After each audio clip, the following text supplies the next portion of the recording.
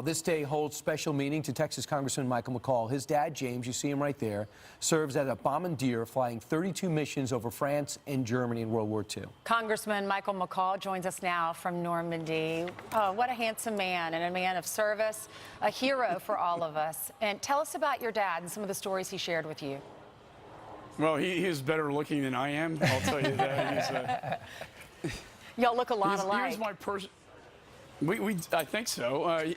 My personal hero. We had so many heroes I saw today, the living veterans of World War II. Behind me are the 10,000 that were buried, that died on D-Day. My dad, you know, the whole Operation Land Overlord started with the air campaign. And my father was part of that. He was a bombardier on a B-17. It was, one out of every 3 B-17 operators got shot down in the skies. In fact, the Army Air Corps lost more servicemen than all services combined. Really? Congressman, one of the things about the greatest generation is the fact that you were just talking a little bit about the stories your dad would tell. For the most part, that generation did not brag about their service. It was hard to get those stories out of them, but through the course of your life, I'm sure you heard a lot of them. It's a common thread throughout this generation. I find it very interesting. My father would not talk about it. Very few times would he even talk about it. He did say he was on the largest bombing mission in U.S. history, and in fact, his squadron was part of the Operation Overlord, which was the D-Day air campaign. But it's interesting the humility that they had. Quite frankly, the sense of humor. They were just a different breed. They were born in the Great Depression, tempered by one of the greatest wars against the greatest evil really known to mankind.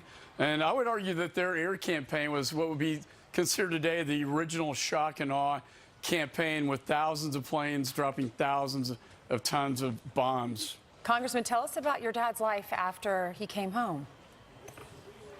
Well, he served in Korea, and he did radar technology, which was kind of cutting edge, you know, at that time. And after he served in 2 wars, he decided it was time to come home to Texas and live with his family. And he was just a great man, and he really symbolized, you know, my personal hero. But they're all out of that same generation, the greatest generation, handing down a better America to my generation. And so I try to tell my kids, and I think it's important that the children of today know what this generation did. Commemorating them today, I think we have to continue this story, handing it down generation to generation. The stakes were so high. The turning point was here at D-Day. You look at Omaha Beach, Point du Hoc, Colonel Rudder, fighting Texas Aggie, going up the cliff to take out the Nazis.